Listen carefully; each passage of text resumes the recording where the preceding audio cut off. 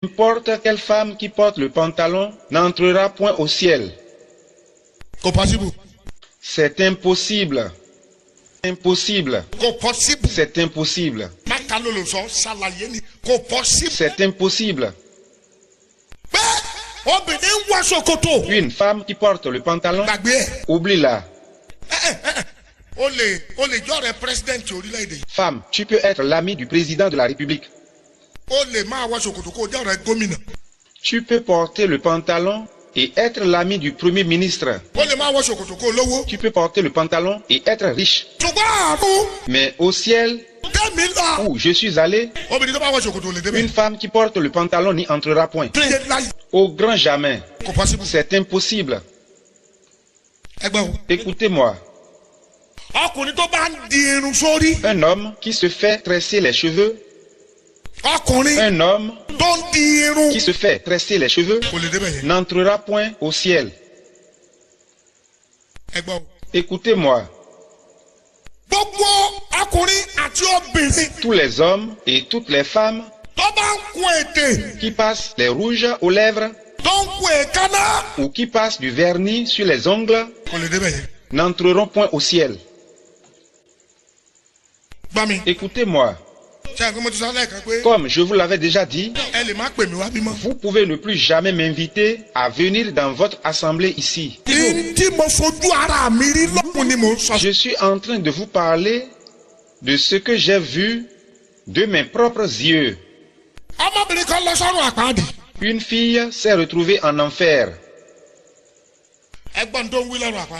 Écoutez ce qu'elle disait en ce lieu. Elle criait, car l'enfer est vraiment insupportable. L'enfer est un endroit vraiment ténébreux. Et là, il n'y a que du feu ardent. Personne ne rit en enfer. Là, il y a assez de pleurs jour et nuit. Papa, vous n'irez pas à ce lieu au nom de Jésus. Amen. S'étant retrouvée en enfer, cette jeune fille a commencé à crier en disant, oh là là! Oh là là! Sauvez-moi! Oh là là! De l'eau! Donnez-moi de l'eau! Pardon! Donnez-moi de l'eau! Oh là là! Les démons lui donnaient de violents coups de fouet.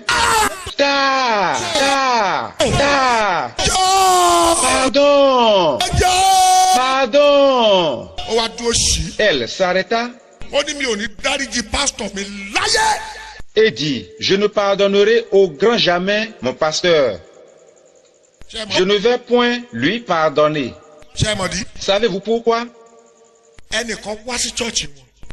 Quelqu'un était arrivé dans leur assemblée et a rendu un témoignage pareil au témoignage que je suis en train de rendre. Quand il eut fini et s'en était allé, le pasteur de la jeune fille a pris le microphone et a dit à l'assemblée, n'écoutez pas ce fou qui vient de vous parler. Il a menti. Regarde ici. Habille-toi bien et fais-toi belle. C'est dans le cœur que l'on adore Dieu. Le cœur de l'homme que la Bible qualifie de très mauvais, qui est rempli de tromperie. Sur ce, cette jeune fille a pris courage et s'habillait comme elle voulait. Elle a porté le pantalon ce jour dont nous parlons. Elle a passé des rouges aux lèvres. Les cheveux des esprits malins avec lesquels vous vous tressez, elle venait d'utiliser les 10 cheveux pour se faire tresser. Elle a voulu traverser une voie bitumée quand un véhicule l'a ramassée. Elle tomba et mourut en même temps. C'est ainsi qu'elle s'était retrouvée au ciel. Elle s'était retrouvée dans le rôle dit amour pour le monde. Elle entendit des cieux, éloigne-toi de ma présence. Voilà comment elle s'était retrouvée en enfer. C'est en enfer qu'elle a commencé à crier en disant, je ne pardonnerai au grand jamais mon pasteur. Elle a commencé à maudire son pasteur. Vous les pasteurs qui êtes ici, qui trompez les gens à cause de l'argent, vous cherchez la colère de Dieu. Un sujet que tu ne connais pas ou que tu ne maîtrises pas correctement, ne parle pas d'un tel sujet dans tes prédications ou enseignements. Je suis allé là-haut et j'ai vu. Aucune femme qui utilise des mèches ici-bas pour se faire tresser les cheveux n'entrera point au ciel. La femme peut être riche ici-bas. Ce n'est pas de cela que je parle. Elle peut avoir beaucoup de biens précieux d'ici-bas. Je ne parle pas de cela. Avant qu'une personne n'entre dans les cieux, oublie une telle personne. Oublie-la. Regarde-moi.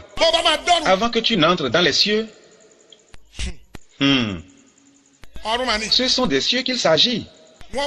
Regarde-moi. Regarde. L'on te fouillera dans les fins détails avant que tu n'entres dans les cieux. Les cieux.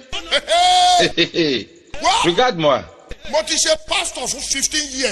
J'ai servi Dieu en tant que pasteur pendant 15 ans avant de faire l'accident. C'est moi qui ai fondé l'église dont je suis le pasteur. J'ai une école de formation biblique.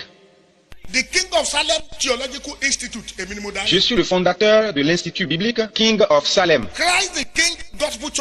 L'église Christ the King Gospel Church, je suis son fondateur. J'ai un groupe de serviteurs de